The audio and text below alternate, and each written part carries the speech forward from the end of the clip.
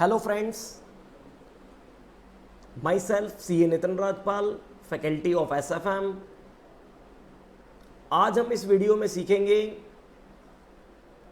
एक छोटा सा टॉपिक जिसका नाम है साइड पॉकेटिंग।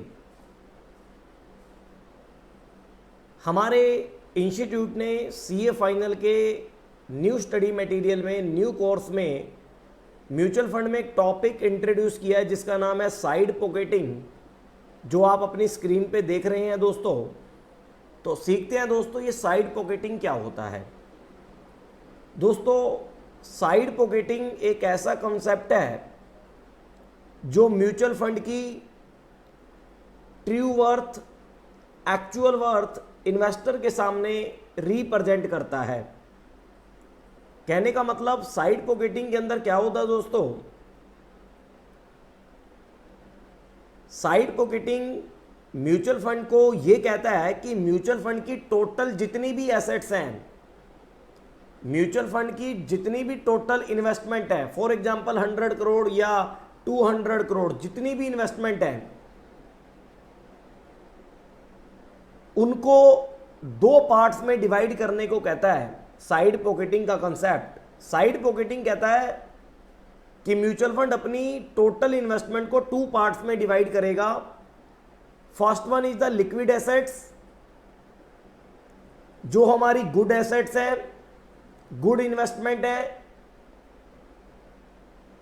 और सेकंड होगी हमारी stressed asset, that is a bad asset, risky assets, जो किसी रीजन की वजह से हमने ऐसी कंपनी में पैसा लगवाया जिसके प्राइस अब इतने डाउन हो चुके हैं कि हमारा लगाया हुआ पैसा भी उन एसेट को बेचने से, उन इन्वेस्टमेंट को बेचने से 100% या नियर टू 100% रिकवर होने के चांसेस अभी नहीं हैं। और अगर हम उन्हें अभी बेच भी दें तो हमारी रिकवरी नहीं हो पाएगी इन्वेस्टेड मनी की। तो साइड पॉकेटिंग ऐसे केस में कहता है आप एक काम करो, जितनी भी म्यूचुअल फंड की टोटल एसेट्स हैं उनको 2 पार्ट में डिवाइड कर लो। ध्यान से आपको मैं धीरे धीरे कुछ बातें लिखवाऊंगा भी और कुछ बातें समझाऊंगा भी। ध्यान से दोस्तों मेरे साथ जुड़े रहिए। टॉपिक का नाम है दोस्तों side pocketing.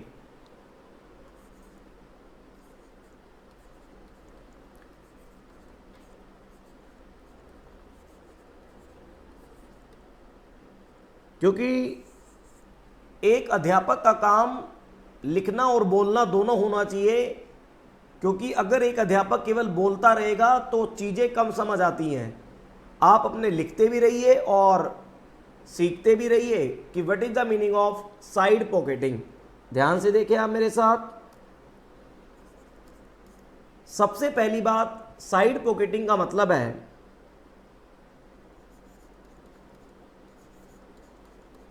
as per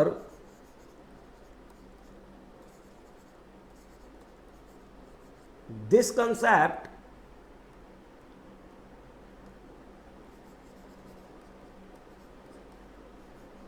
the total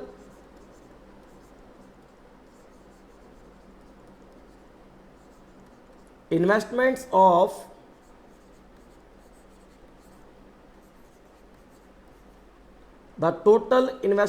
of mutual fund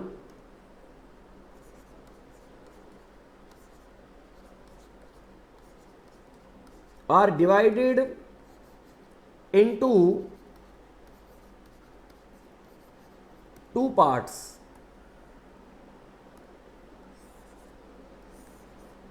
पहला कह रहा है लिक्विड एसेट्स, जिसे हम गुड एसेट्स कह सकते हैं,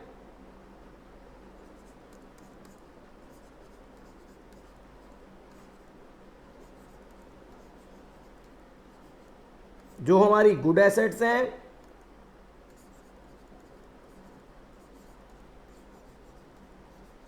जो एक ऐसी अच्छी कंपनी में हमने इन्वेस्टमेंट कर रखी है, अच्छी कंपनी के इक्विटी शेयर में, जिसके अंदर हमें किसी भी तरह की दोस्तों कोई प्रॉब्लम नहीं है। ध्यान से आप मेरे साथ दोस्तों चेक करेंगे। देन फिर सेकंड पॉइंट अगर मैं आपको बताऊं, रिस्की एसेट, जिसे हम रिस्की बोले, स्ट्रेस्ड बोले या बैड एसेट, बैड एसेट या इन्वेस्टमेंट। स्ट्रेस्ड एसेट का मतलब होता है चिंताजनक एसेट्स, चिंताजनक इन्वेस्टमेंट। जैसे दोस्तों हमारे इंडिया में आपने एग्जाम्पल देखे होंगे, DHFL शेयर प्राइस डाउन हो गए थे, ILFS शेयर प्राइस डाउन हो गए, उसको तो राइट ऑफ ही करना पड़ा। अभी आपने 2020 में यस बैंक के बारे में सुना था दोस्तों, शेयर प्राइस उसका 10 रुपये 15 रुपये पर आ गया था। तो ऐसी एसेट्स जो म्यूचुअल फंड पैसे लगाता है, जो किसी रीजन से उस इन्वेस्टमेंट के शेयर प्राइस बहुत डाउन हो जाते हैं, तो ऐसी एसेट्स हमारे लिए स्ट्रेस्ड एसेट होती है।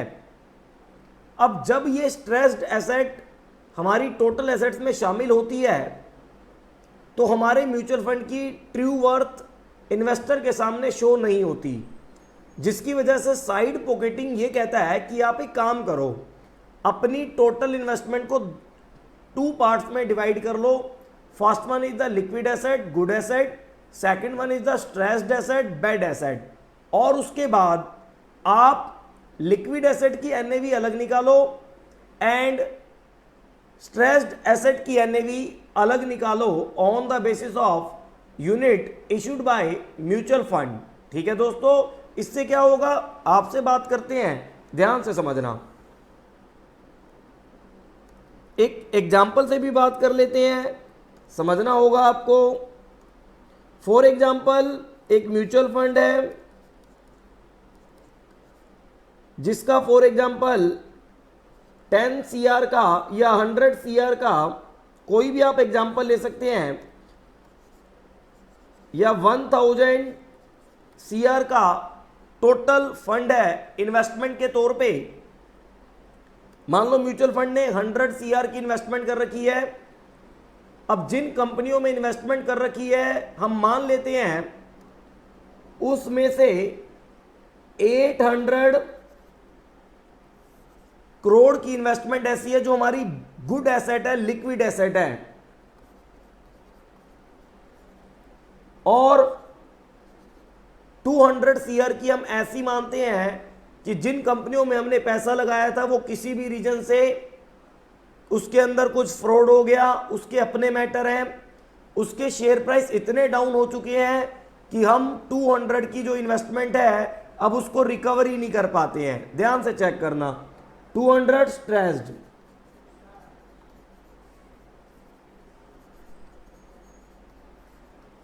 अब दोस्तों साइड पॉकेटिंग ये कहता है कि इधर जो तुम्हारी पब्लिक है,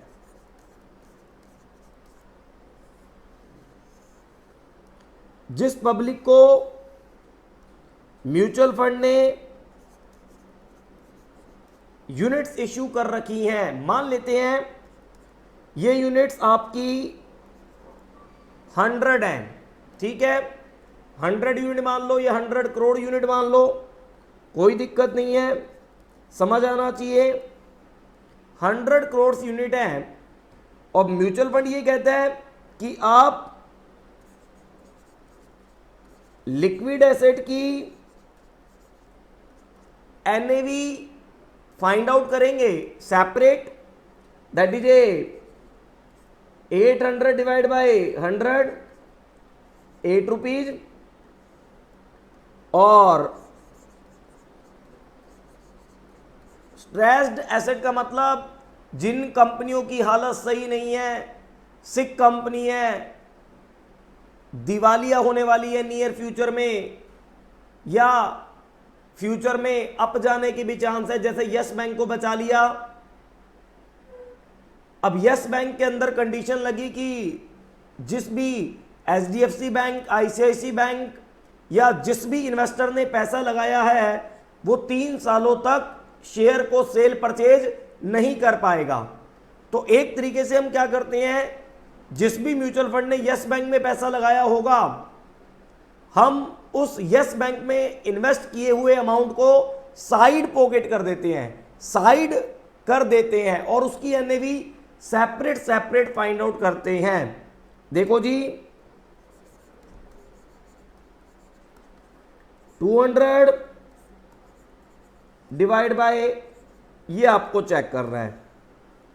अब क्या होगा, कोई भी इन्वेस्टर अपनी लिक्विड एसेट्स के बेसिस पे जो यूनिट्स का प्राइस है उसके ऊपर अपनी यूनिट सेल परचेज कर सकता है। और जो स्ट्रेस्ड एसेट के अंदर पैसा म्यूचुअल फंड का लगा हुआ है, कल को अगर उसकी रिकवरी होने के चांसेस होते हैं तो वहां पर भी यूनिट होल्डर अपनी यूनिट्स को बेच के अपनी रिकवरी कर सकता है। सिंपल सा कॉन्सेप्ट है। वो एसेट जो म्यूचुअल फंड की स्ट्रेस्ड हो चुकी है, उनकी इन्वेस्टमेंट की वैल्यू डाउन हो चुकी है, तो ऐसे केस में वो क्या करता है, अकॉर्डिंग टू साइड पॉकेटिंग दोनों को सेपरेट सेपरेट डिवाइड कर लेता है, जो आपको बड़े ध्यान से देखना है। भाई सिंपल सी बात है। इससे बेनिफिट क्या होगा, बेनिफिट ये होगा true worth in front of investor show होगी,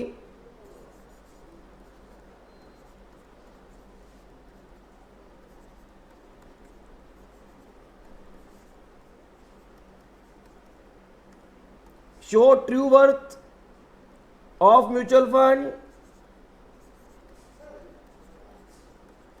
in front of unit holder।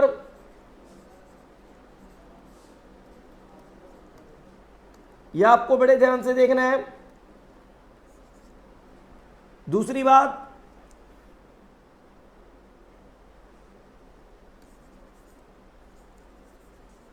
Calculate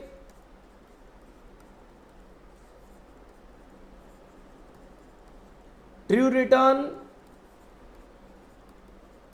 of mutual fund. हम म्यूचुअल फंड की एक ट्रू रिटर्न भी कैलकुलेट कर पाएंगे, जो आपको मेरे साथ दोस्तों ध्यान से देखना है। एक बार सीए फाइनल का स्टडी मटेरियल देखते हैं, आपको समझ आएगा।